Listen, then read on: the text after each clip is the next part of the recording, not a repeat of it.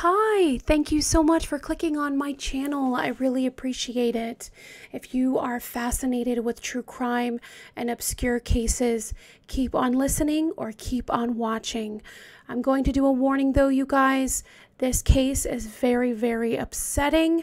I normally don't talk about these hardcore cases because anything involving children is really, really upsetting. So this is a case suggestion, actually, and they want to, remain anonymous. And man, when I looked into it, I was so sad. My heart was so crushed. If you guys are ready, I'm putting on the title page right now because that's the good vibes I'm sending you, okay? Here we go. We're going to talk about the Mandaraks.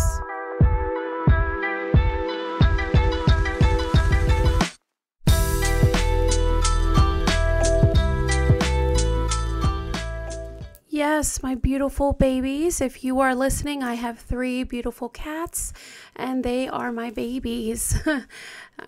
Sorry. Don't know why I said that, which you'll understand in a moment. This case is very close to home. If you don't know, I was actually born outside of Philadelphia, Pennsylvania. And this little town, Limerick, was actually an hour from Pennsylvania. And that is where we're going to start. But before we start, just want to say, if you are watching, what's up? I just watched Lisa Frankenstein and I loved it. Now, will everyone love it? Probably not. So for my awesome, different kind of beautiful outcasts who is into the macabre, if you like the movie The Voices, where Ryan Reynolds played a serial killer, it is like a dark comedy thriller. Or if you like Jennifer's Body, Warm Bodies, Corpse Bride, it's like along those kind of lines. And of course, Frankenstein. I love the soundtrack. It's 80s, and when I saw an outfit that Lisa was wearing, I realized, oh my gosh, I have that outfit. I'm even wearing the tulle. So my bright red lips and my dark eyes, I was just feeling Lisa Frankenstein. So I usually, you guys, when you guys subscribe, and yes, if you're like, Katie, the giveaway, I'm like, okay, the giveaway is going to be February 29th, 2024. You guys voted on 7 p.m. Eastern Standard Time. Let me know down in the comments below if that is okay with you. But I'm pretty sure that's what I'm going to do it. All you do, guys, is have to subscribe, share my page, and, help be the voice for the voiceless. I think that would be amazing. It would be incredible. But I have this insane week coming. So I usually do a podcast every 4 days. Yeah. So it's going to be Monday, even though right now I'm recording 2 days before. This is going to come out on Monday. Should be around 2 p.m. Eastern Time. And I won't have a video up, guys, until next week. Okay?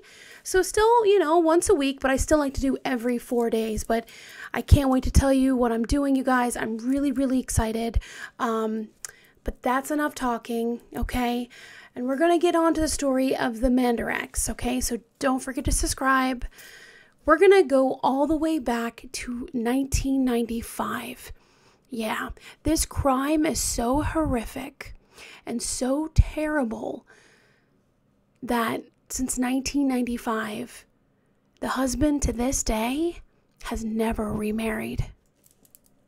It was Sunday, September 10th, 1995, and the Eagles were playing football. Now, Jimmy Mandarak has been married to his wife, Lisa, for a while now. In fact, Jimmy knew Lisa when they were 10 years old. But they kind of, went their distant ways a little bit. They were young. But then when Lisa found out that Jimmy got married to someone else, his first wife, she basically was like, what are you doing? You and I are meant to be together. And this Lisa, she was like a force to be reckoned with. Not only she was absolutely stunning and beautiful in any sense of the word, she was feisty. And she had I feel like guts and confidence. And not only that, but she was very kind. She smiled a lot. And, when she'd walk into a room, you would notice her.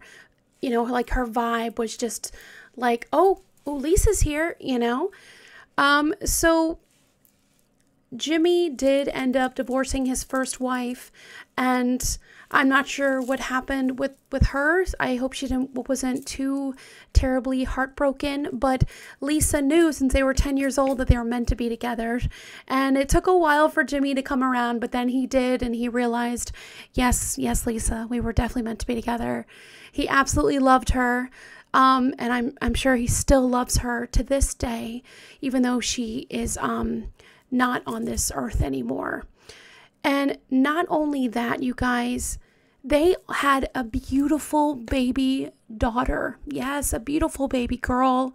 Oh my gosh, she is so adorable. Her name is Devin Marie. And tragically, on this Sunday, she goes to her husband and she goes, I need to go to the shopping mall to pick up a few things. So she's like, no, stay home, go watch football. Because during this time, Lisa and Devin are in their 20s and they work apparently full-time jobs on the week. So their weekends are chill and they just like to be together and also relax, And they have this, like I said, a beautiful baby girl. And of course, when you're raising a child, that takes a lot of time as well. And, Jimmy goes to offer the diaper bag. And she goes, no, I'm not going to be gone long. So she gives the diaper bag back.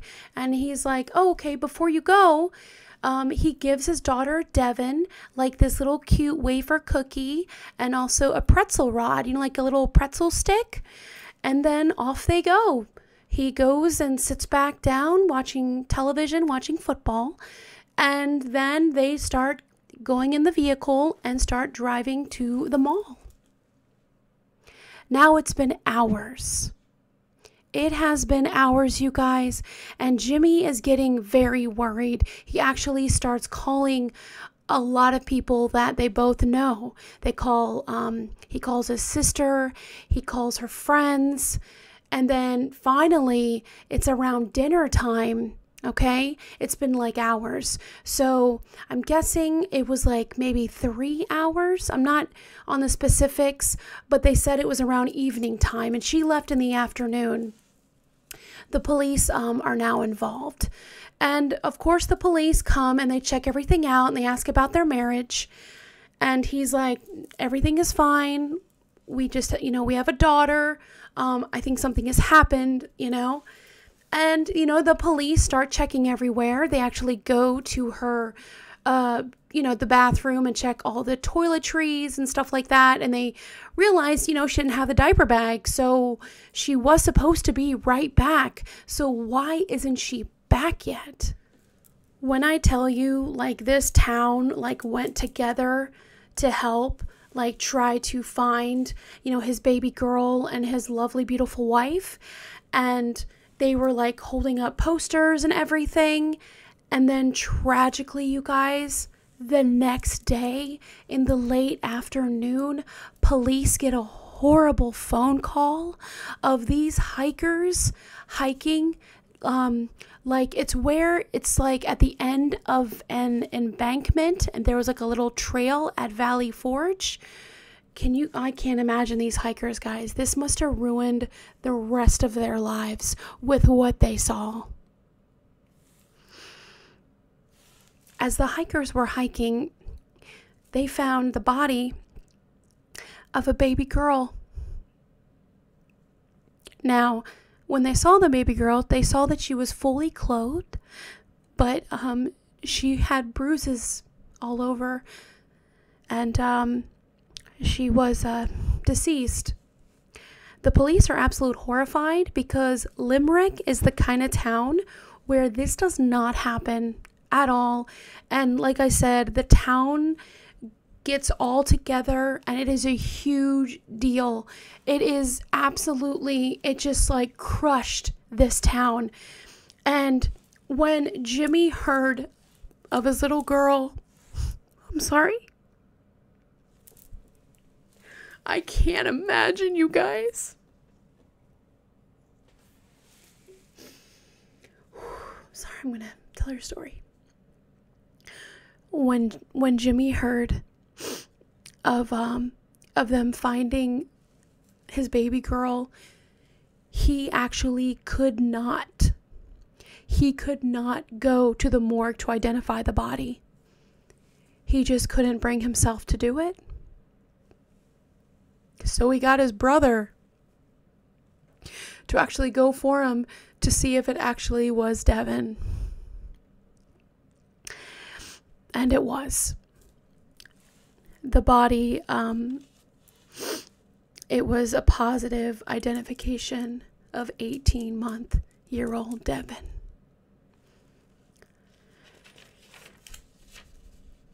Now, the coroner said that the death of the infant was manual strangulation. There was no evidence or forensic evidence on little baby Devin. And the cops were just so horrified because I think one of them had like a 7-month-old daughter at the time when he was on the force, and he just could not even imagine what Jimmy Mandarak was going through. All right, this is Tea Time True Crime with Katie, the tea I have, you guys.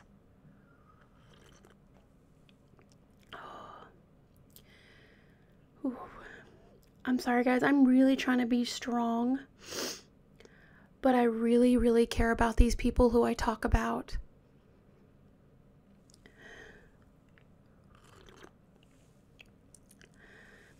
And if you are listening, I'm drinking out of my Catitude mug that my mother gave me and was like, why don't you use this for your podcast? And I was like, sure, Mom, thanks. All right. I don't know why, just like a child. Like, what did the child do? You know? It's like the child is so innocent. Like the way the baby was found, you guys, it looked like, since it was at the end of an embankment, yeah, it looked like the baby was just chucked out of a vehicle and rolled down the embankment. I know. I know. This suggestion, y'all, I was like, oh my gosh, can I even do it? But I'm always willing to challenge myself and improve myself because I do not believe in perfection. I believe there's always room for improvement. All right, I'm getting like way off track. I'm sorry. Now, the police actually suspect Jimmy, the husband. I know. And don't worry, he didn't do it, okay? He did not. But the reason why the police suspected Jimmy was because he wouldn't identify his daughter. And the police thought that was very strange.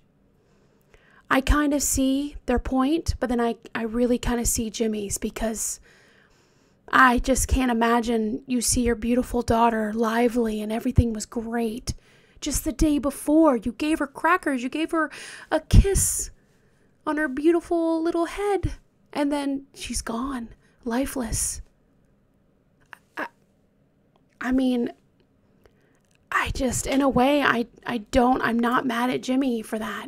I myself, I'm not inviting this chaos into my universe, please, universe, okay? But I'm just saying, like, I couldn't even imagine. So police are trying to, like, figure it out, okay? They're like, where was she supposed to go shopping? where does she usually go shopping? And it was a shopping mart. I think it was like College Row or something, or College Shopping Center. I could be wrong. I swear that's right. But I get all flustered when I get upset, so excuse me. I have my notes right here. So, okay. But it was like a shopping mall, guys, like a strip mall. And there was Acme, and there were 2 baby shops in that mall. One was called Annie N's. And so the police went in there, and the family went, with their poster of baby Devin and Lisa. And they're like, have you seen this woman? I mean, they're literally searching everywhere. And then they noticed there's another baby store, and that baby store was called Your Kids and Mine. Kids was spelled with a Z, and it actually was like a mom and pop small business owned by Ruth Fairley. And when they entered, the police entered to investigate, someone actually did see the mother and almost toddler in the store the day before. Yes. Right? I was like, oh dang. Okay, great. We have a witness. So what happened? So they go and they're like, oh, okay, so he was in the store. Okay. So let me call the clerk who works at this store. And the clerk that works at this store is 22-year-old Caleb Fairley, which is the son of Ruth Fairley. Now, a quick rundown on Caleb. Now, Caleb, I think he was born in October, but not a Scorpio. I think it's like October 21st. And it doesn't matter. So, because he's literally human garbage. I know, I gave it the spoiler alert. This kid, like, I don't care. He has this thing on YouTube about where this guy is reading something from him from prison, and he's just talking about how he found God and everything like that. But I'm like, dude, the evil with this kid. He's 22. He's not a kid, but like, to me, he's a kid. Okay. Sorry. So the rundown on this guy. Basically, he was bullied really bad. He was bullied for his weight, his weird, pigment of his skin. Like I said, he was pudgy. I don't know. I don't like to talk about people like that, because I don't think anyone's worth is their weight, But this guy is human garbage, so I will just, Even though to this day he says that the media has slandered his name and this is not what happened and everyone blew it out of proportion. But I'll tell you, and there's actual forensic evidence. Okay? So I think what the police found out and the investigators, I think it's true. I think the forensics match, and I think this time they got it right. So Caleb had a really hate relationship with his mother. This is from an ex-girlfriend. Apparently he had one girlfriend, which people find it really hard to believe, but he did. And she was strange as well, apparently. He did Dungeons and Dragons. He was known to be a pervert. He was obsessed with vampires. Metal. I wouldn't say he was goth, but any person who was on the different kind of side, who liked dark things, like, hey, hi, he gave them all a bad name.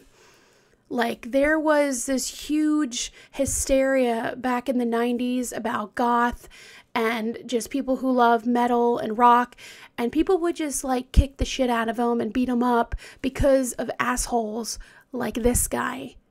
A-holes. It's fine. I'm talking true crime. No kids should watch this anyway. Just saying. What else can I say about Caleb? Yeah, he's just that kind of guy. He weirdly had friends, but they were scared of him. And, like I said, he got bullied a lot, which I feel like we all have gotten bullied.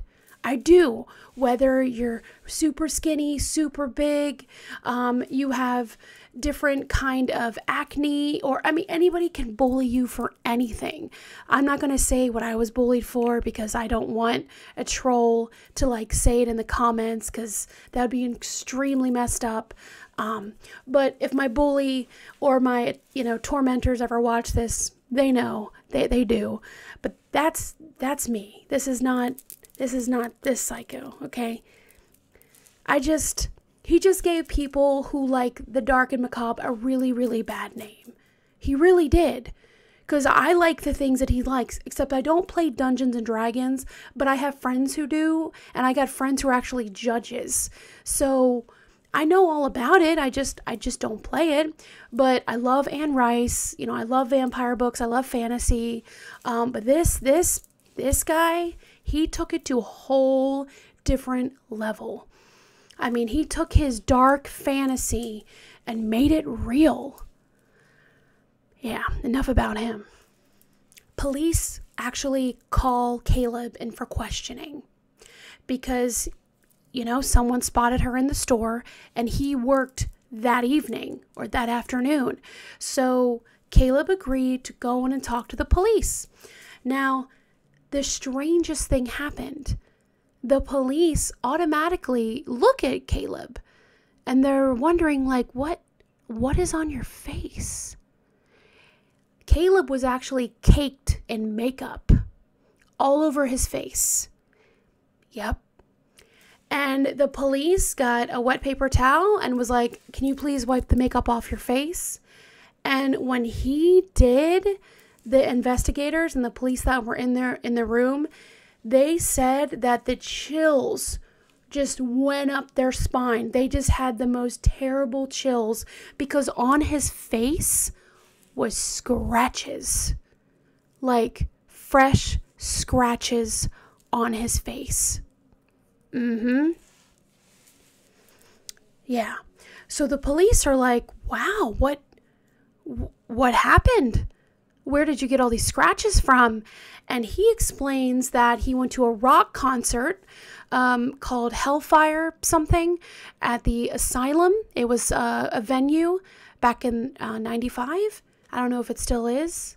But, and the police were like, well, I'm confused. And he was like, oh, I was mosh dancing, which now we don't call it mosh dancing. It's called moshing, which when I was younger, guys, I was in mosh pits. Very regretful. I'm surprised that I didn't break any bones, but yeah, not a fun time. You're basically just listening to music and running into each other. And I just want to see how strong I was, kind of, because I'm tall and I'm big for a girl. So my friends always loved me in a mosh pit because they're like, Katie, save me, and I'd always like pick them up, like, come on, get up, if they fall to the ground. Yeah, so that was his thing, that he was moshing, but like I said, you basically run into each other and like sweaty and just violent. So the police they were already on to him, like moshing. All right. But apparently, this is allegedly, but it's crazy how his dad kind of like, oh man. So when he went to the concert and he got home, when his father saw his face, he apparently said, whoa. What'd you do, rape a girl? I mean, even if that's joking. Yeah, because the scratches, you guys, like, I mean, so noticeable. Like, oh my gosh. Yeah, not good at all. So, like, the police are really trying to pin this together, like, trying to put this all together. So they start collecting the vacuum cleaner in the store, and they start, I believe, doing luminol. Yeah, luminol is where you spray in cleaned areas where I believe there is DNA, blood, and it glows, right? They did find spots. And what is sad is that they did find the saliva DNA of little baby Devin. So police are really on to Caleb, especially when they go into his bedroom. Again, it's not helping him at all. They just noticed that he is like a big pervert. They actually found even porn in the kids' store. Yeah. Ew. And there was a lot of pornography in his room. There were books of killing and murder and a whole bunch of vampires, Dungeons and Dragons, basically some dark, dark stuff. And what chilled investigators to the core was there was a t-shirt found, you guys. And it actually looked like Lisa Mandarak. Yes, it was a woman in the middle of the t-shirt where two vampires are sucking both sides of her neck. I know. When I saw that, I had the chills. I was like, oh my gosh. And Lisa does look like that. She's a tall, beautiful, long, like her hair was like jet black and she had this beautiful fair skin, beautiful smile. And she was a tiny lady, and it's horrible. It's awful. And finally, the police are really trying to get Caleb and trying to make him confess. And the evidence is up there. It really is. One of the investigators was ballsy. He was like, "Listen, we know you did this. If you tell us where Lisa's body is, we will take the death penalty off the table." And Caleb, he got the bait, and he led the investigators to her body.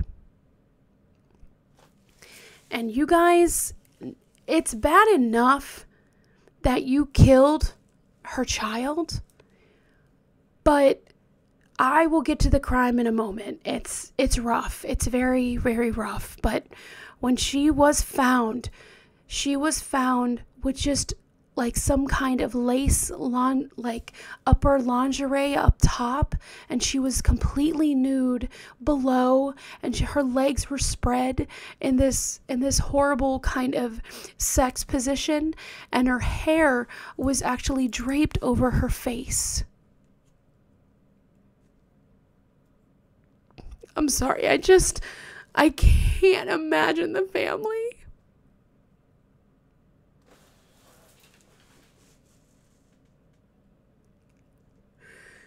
It's bad enough that she is dead, but to leave her like that, you guys, just to leave her like spread eagle with no dignity at all.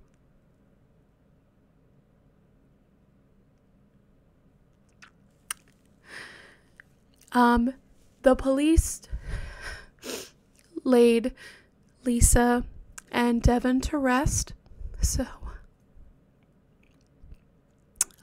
that's good. And I'm gonna have another sip of tea. I'm gonna calm down a little bit, and I'm going to talk about the crime.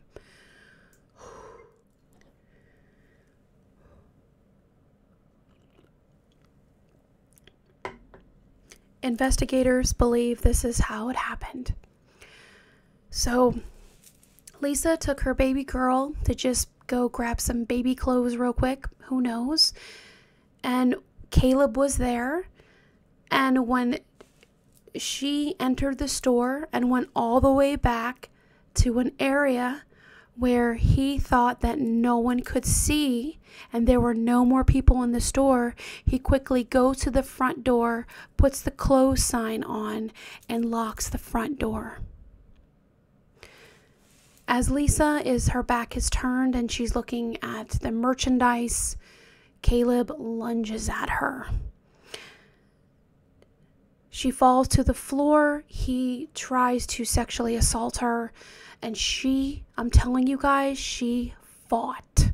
She fought so hard that she scratched his face.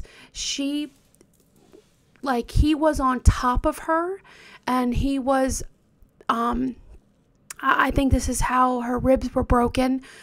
But he was a big guy, and as he was sitting on top of her And trying to keep her from not moving, he started strangling her. And as he did that, she was scratching and scratching to the point where her nails actually broke because she was fighting for dear life. Now, baby Devin is right there. And I'm sure baby Devin is crying, making a scene, because even though she's 18 months old, a baby knows. A baby follows energies and vibes. And this poor woman, Lisa, only 3 weeks from her birthday, you guys, fought. She fought so hard. But the bastard, Caleb, he put his hands around her neck and tightened them for over 4 minutes and strangled her to death. And he wanted sex because when she walked in, he was the fantasy woman. He was the woman that matched his t-shirt. He had to have her. And disgustingly, you guys, he did. Yeah, she was dead. And he still had his way with her. Now, we do not know if he killed the baby first or after the assault. I don't think that's important. I don't know, but he did end up strangling Devin. Now, he goes and he is like manic right now. He's trying to cover up the crime scene. He puts Lisa in the back of his vehicle and he puts baby Devin there too. And he's just cleaning up. He gets the vacuum. He's cleaning up he's trying to clean up areas because there was sperm actually found in the store. Which when I heard, when they found the DNA of the drool and sperm, like I said, there was liquid found. It was sperm. The cops apparently didn't have enough to arrest him. Yeah, because they couldn't prove that, like he jerked off that night or he jerked off before. I know, it's disgusting. He was a fucking pervert. Like, I don't know what else to say. But thank goodness the investigator was just like, I know you did it. Tell me and we'll do a plea deal. Which wasn't really a plea deal because he's in prison for the rest of his life. He went driving around and then he threw poor baby Devin out of the window. And then he drove longer and then assaulted her body again. Oh, God. This guy is so fucked up and disturbing. Like, it is absolutely horrific. I can't imagine how scared she was. I can't imagine, like, the last thought she thought of, like, I was just gonna get baby clothes and I was gonna go home and watch football with my husband. Like, it's awful. It's horrific. Yes, Caleb did not receive the death penalty. He is in Fayetteville prison. I believe that is in Pennsylvania. Let me know down below if you know exactly the prison is. He's been beat up quite a few times. A lot of death threats. But Caleb says that's not how it happened and everything. I think that's how it happened, Caleb. I think you really wanted her and you saw your chance, you saw the opportunity, but you didn't know what a badass this mom would be, how hard she would fight for her daughter, how hard she would fight for her life. Why did you kill the daughter? That is like, she is like the most innocent. I mean, Lisa's innocent too. Please don't think she's not. She's innocent. She's literally just going shopping, which all of us do all the time. And I'm sorry if I made you guys paranoid because I don't go in the back of the store anymore and I don't turn around. I don't. And I don't go by myself anymore. And I know it's called, paranoia or whatever, but I mean, it's like awareness. It's like, I know where Limerick is and I cannot believe that happened. I remember seeing a Forensic Files episode a long time ago about it. And I was like, I couldn't even kind of believe it. I was like, there's no way that someone is that evil. I mean, it's very rare, you guys, that's like a random killing like that happens. It is. I will let you know, it is. I mean, it's more common for someone to be killed by someone they know.